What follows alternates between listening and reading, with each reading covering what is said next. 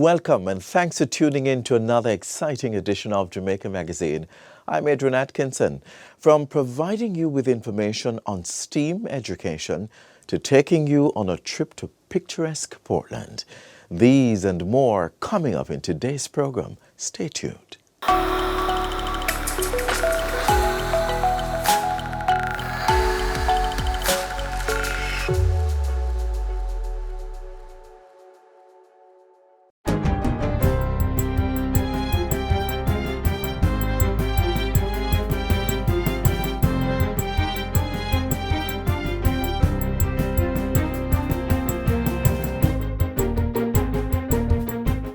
Good day, I'm Lisa Rowe and this is your JIS News for Wednesday, June 25, 2025.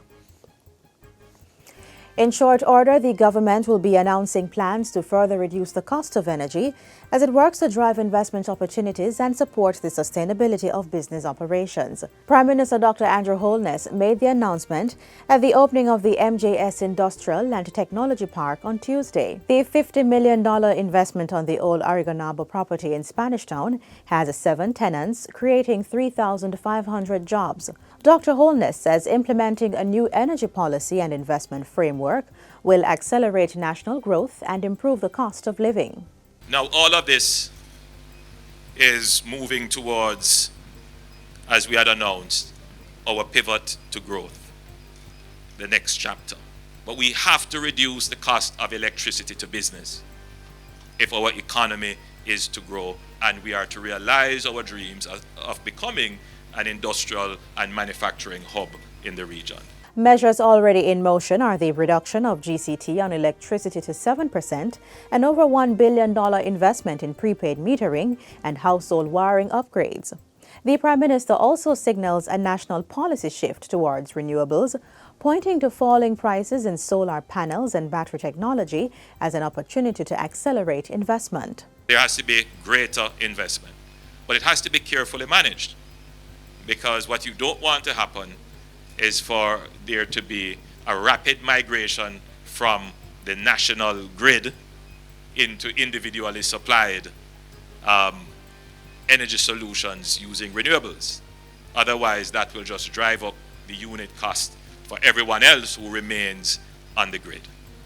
So there has to be a national strategy as to how we reduce energy cost for everyone.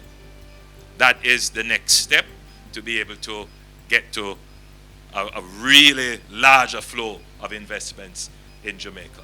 Minister of Sport Olivia Grange is set to engage key stakeholders with the aim of establishing a national strategy for athlete support and retention. This follows recent decisions by several local athletes to switch national allegiance, with some now set to represent countries such as Turkey at international events, including the 2028 Olympic Games. We will look at how we can expand partnerships with the private sector to provide financial incentives and sponsorship opportunities, enhancing training and recovery infrastructure to meet international standards, offering career transition services for athletes beyond competition, long-term career planning and transition services. Focus will also be placed on expanded financial and health coverage, greater national representation initiatives for high-performance athletes, and a comprehensive support system for athletes beyond competitive careers. These developments should serve as a clarion call to strengthen our national athlete support systems, not just at the elite level, but through grassroots and transition programs that secure their careers before, during, and after competition. And we are on that path. Minister Grange was making her contribution to the 2025-2026 sectoral debate on Tuesday. She also emphasized that the government could not interfere with the operations of national sporting federations as they are governed by their international bodies. Minister of National Security Dr. Horace Chang says the April to June period this year is projected to record the lowest quarterly murder figure in 25 years. This is expected to be lower than the 188 murders recorded in the January to March quarter this year. The data update was given during his closing presentation of the 2025-2026 sectoral debate in Parliament on Tuesday. Based on current projections, Jamaica is expected to close this year with a murder rate of approximately 24 per 100,000 inhabitants. This would represent the lowest rate since 1991. To put this in perspective, it means that more than half of the population, persons 34 years old and younger, are now living in an era that is safer than any other time in their entire lifetime. Dr. Chang reveals that strategic policing has led to the seizure of 738 firearms and recovery of 39,776 rounds of ammunition between January and June 21 this year. This is an 81% increase in firearm seizure and 7 times the number of ammunitions recovered for the similar period in 2024. Further data shows murders down by 43% and shootings by 33% for the same period this year. The overall reduction in all major crimes is 18%. This administration made the bold choice to tackle crime and violence not just with enforcement but with strategic vision.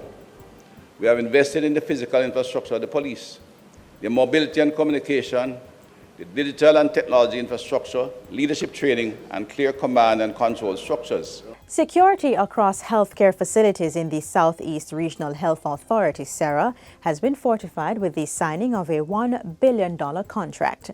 Board Chair of SERHA, Wentworth Charles, handed over the 3-year contract to Modern Investigation and Security Company Limited last week. Security services will be provided for the Kingston and St. Andrew Health Department and primary health facilities within Kingston and St. Andrew.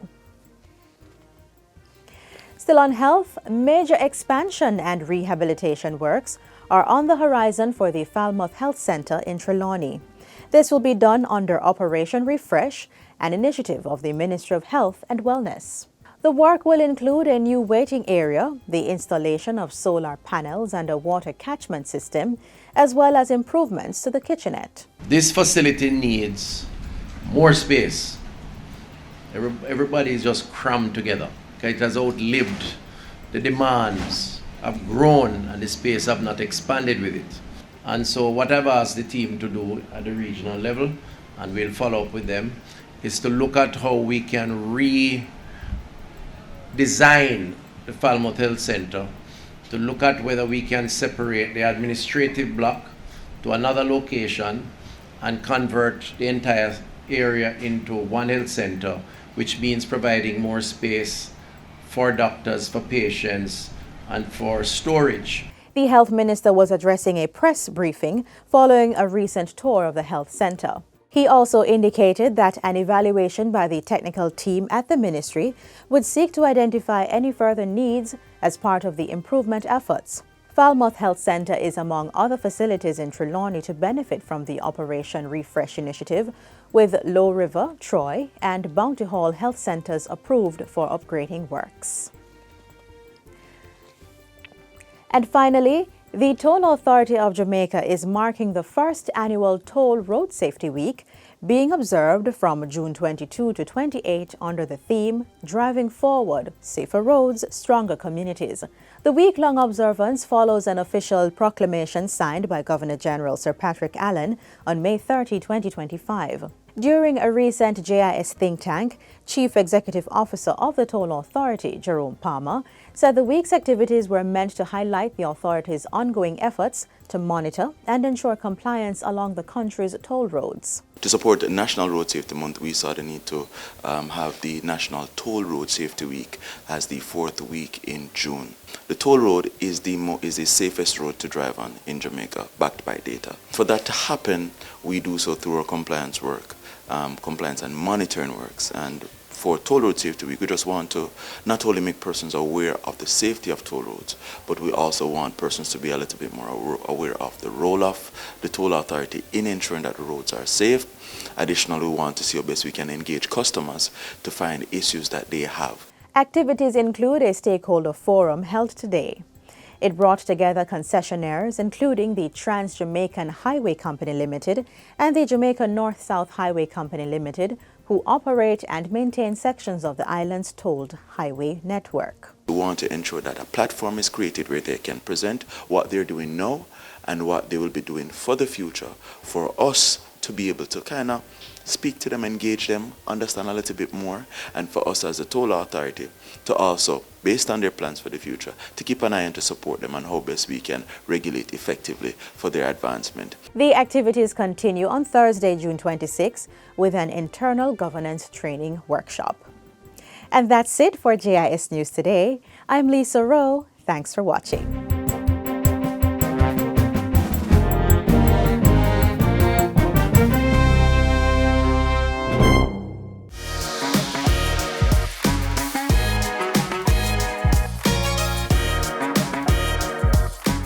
21st century skills are a must-have to be able to adapt to the way in which the world is heading. One such way to ensure that future generations are equipped with the necessary skills and knowledge is by incorporating STEAM education to the current curricula. Let's go full steam ahead! If you have the opportunity to get a STEM education, then you should, regardless of the field or the career choice. So even if you want to be a lawyer, the skills are transferable. So you still need to be a problem solver. You still need to be able to think critically. Employers are looking for graduates with STEM skills, with these 21st century skills.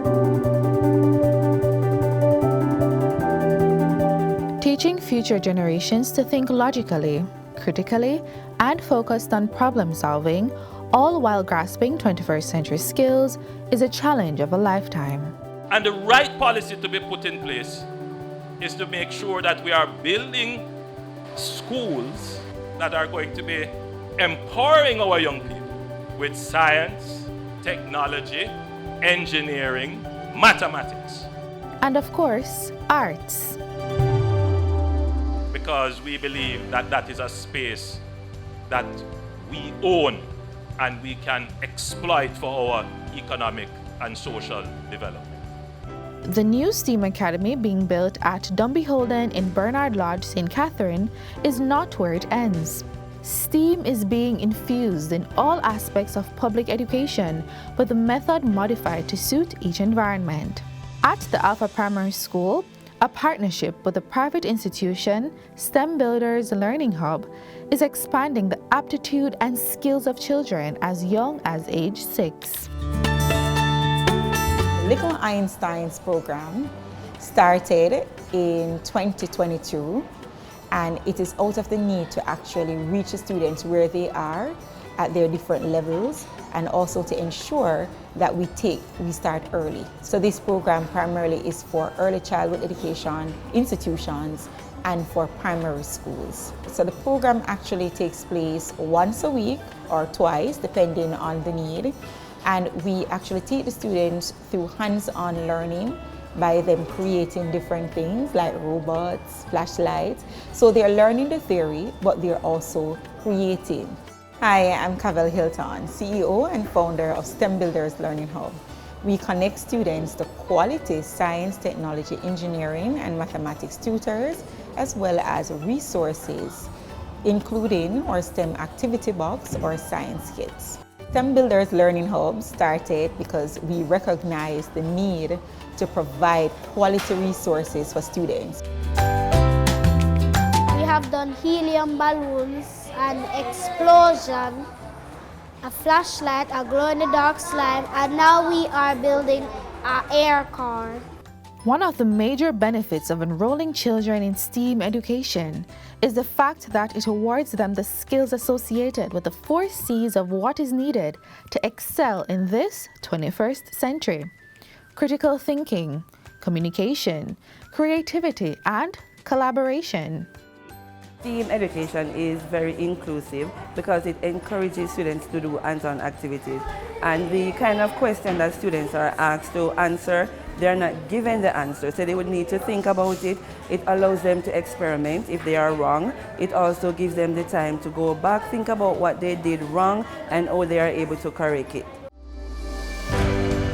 As it relates to artificial intelligence, AI, I'm optimistic about the future as it relates to it. And knowing everything, you have negative and positive. But I think the approach is for us not to fear the technology because it's here, whether we like it or not. And so my approach is to figure out how we can use it in our classroom in a safe way, and also for us to be able to not just be consumers of this technology, but that we try to also create things that will represent our perspective and our point of view from this side of the world, from a female, from a black person, from a Caribbean person. The goal of STEAM education is to foster the true innovation that comes with combining the mind of a scientist or technologist with that of an artist or designer and letting it work together for the greater good. So, how prepared are you in getting your child ready for STEAM education? It's already here. Get with the times and help put your child on the map with the skills of tomorrow.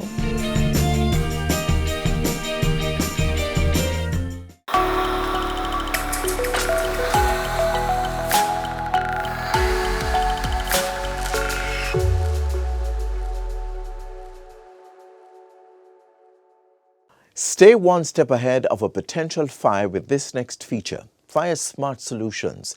It will share practical tips to help you safeguard your home, your loved ones, and your peace of mind.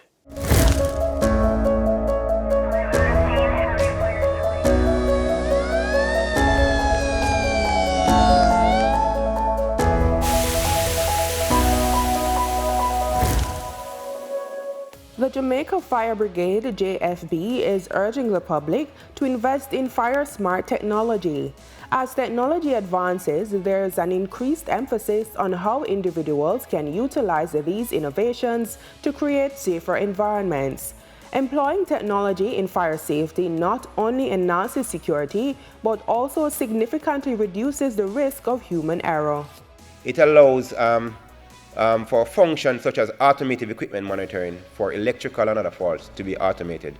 So it can man your electrical outlet and it can tell you when there's a spike in the energy or an increase in your voltage, and it can shut the system down if it detects the power is above what is required, and that can prevent fire from occurring.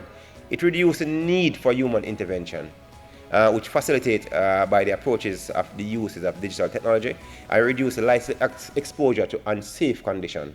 The brigade also recommends integrating fire safety systems into existing home security setups at an affordable cost. It's something that we want to encourage people to do, because when you look at the value of what you have in your homes, spending less than 50 or less than $100 to protect that value makes sense. When you have that fridge in your house that you pay over $700,000 for, you have that TV that you spend over $100,000 for, you have your stove and all of these things. When you have these things in your house, you can protect them. Most of these smoke detectors that you can use in your home cost less than $15 per one, and we're talking about smoke detectors which have testing capabilities. Here are some fire smart systems to consider. 1. Smart fire extinguishers. And you might be saying, how can a fire extinguisher be smart? The fire extinguishers that they're making these days, which are smart, if you remove the fire extinguisher from the stand, it automatically triggers the fire alarm system. 2. Smart outlet. Devices that you must run 24 hours at your home, we recommend that you get them connected to a smart outlet. What the smart outlet does, it allows you to be able to turn off the outlet remotely. So if something happens and you need to turn that outlet off, you can just go on your phone and you can turn the outlet off. 3. Smart home hub and assistance. So what we're saying, most of the first aid firefighting appliances that we're talking about now, you can connect them to your smart hub. So if you have a camera system and you connect it to Alexa, Siri, Google Home, the one hub can monitor these, because the way they make them, they are compatible with the major hubs that you have. So you can have one means of monitoring these smart devices. So you don't have to be going into different apps. 4. Smart fire alarm system. These systems offer advanced fire detection capabilities, integrating smoke, heat, gas sensors with real-time monitoring. They can send alerts to building managers So if you're running a commercial complex, you can tie these to your security company who manage or who monitor your premises for alert. By investing in these technologies, individuals and businesses can significantly enhance their fire safety measures and protect their valuable assets. Don't forget, though, that in the event of a fire, it is crucial to contact emergency services immediately at 112 or 119.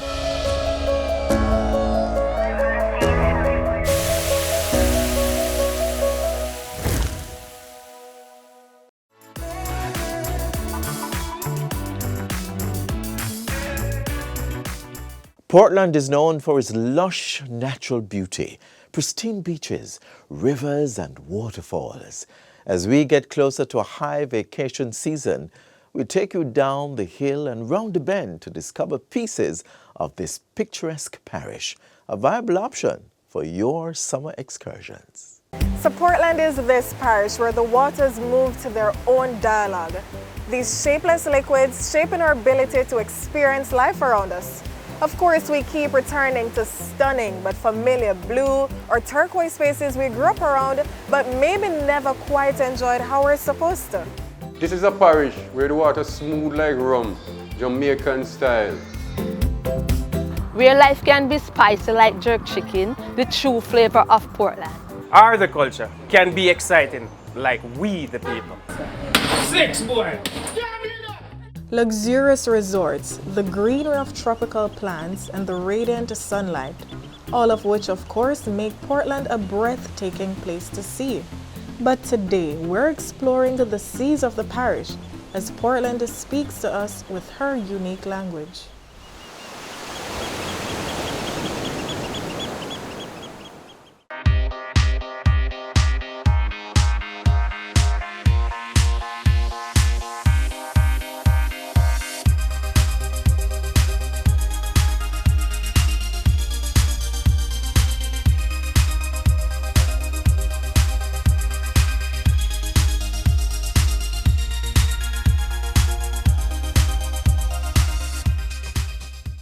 Ever since time, people have been seeking waterways to open new horizons or even driving coastlines in search of surf spots.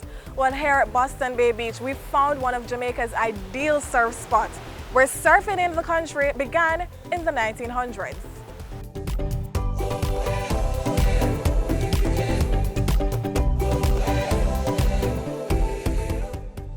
The traditional surfing that we have come to envision when the word is used of someone standing on a surfboard riding a big wave. The popularity of that in Jamaica actually probably took off somewhere in the late 1950s to early 1960s. Boston was one of the places where surfing was possible, and as such these surfers who lived in Kingston used to make a regular trip over to Boston Bay to enjoy the surf over there, you know. And Boston Bay became renowned as one of the surfing beaches in Jamaica, being the fact that it was on the north coast and it was a beautiful picturesque cove that also allowed for swimming as well as surfing. It became very popular as a surf destination.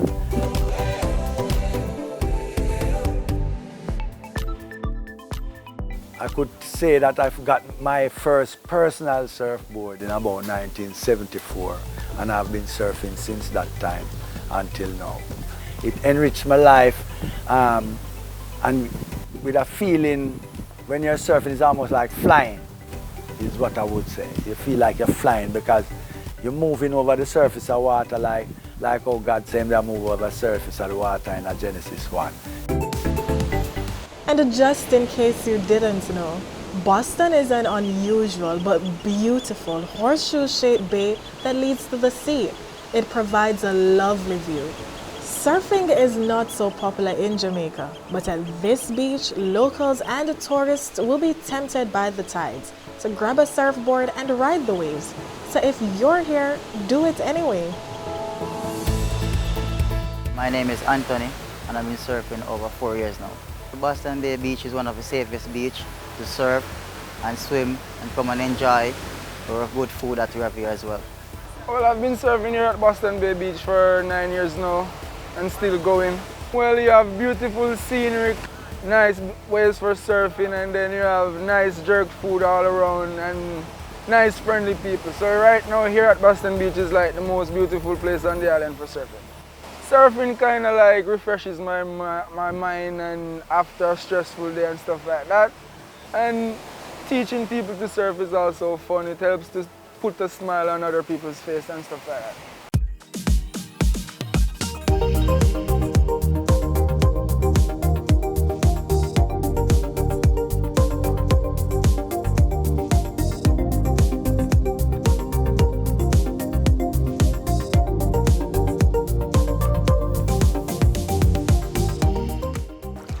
A newbie like myself, come to Boston Bay Beach and test the limits of gravity on the tides. Rent a surfboard, get yourself a surf instructor and surf up. I promise you, it will be an unforgettable experience.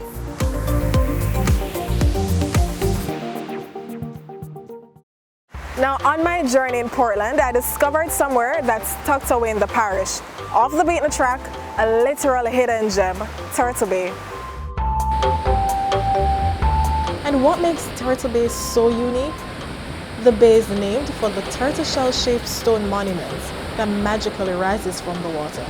Well, that's of course if you believe in magic. And there's an adventure to be had in trying to find your way there. Turtle Bay is a great place to just escape from the rattle and hum of things, chill and just enjoy the view of the lovely rocks. Now, after exploring all those exhibitions of colors, the ebb and flow of tides, and the beach bowing to our need for adventure, I mean, it's only fitting to relax a little above sea level. I'm on my way to Canopy House, and these are tree houses or hotels tucked away high up in the rainforest. So you can just imagine the lush surrounding, birds tweeting, leaves rustling, seas splashing. But it's easy to see how all these come together to create one thing, beauty.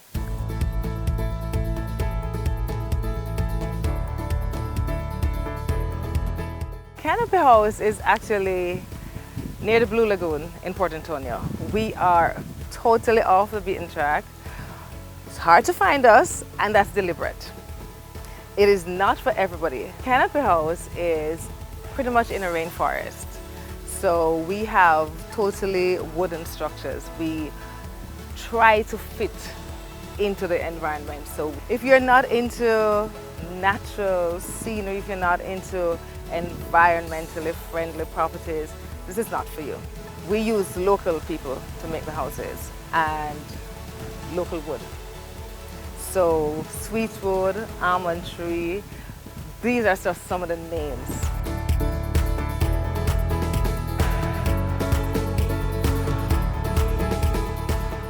We actually exit into the Blue Lagoon, and we have a deck that you can jump off and swim at the Blue Lagoon. We have kayaks on property. I find though that the people from Europe enjoy Canopy a lot.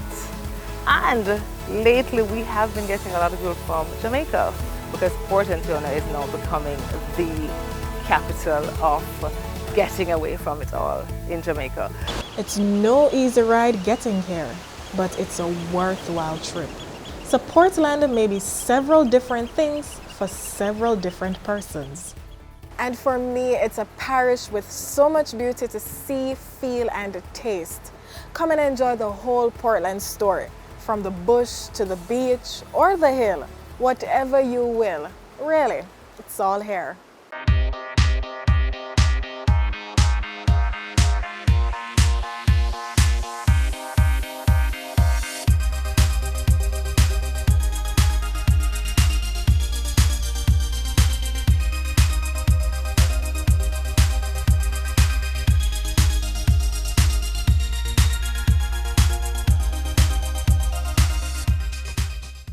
We've come to the end of today's show, but be sure to join us again tomorrow for another lineup geared towards providing you with information on the government's policies and initiatives for building a better Jamaica.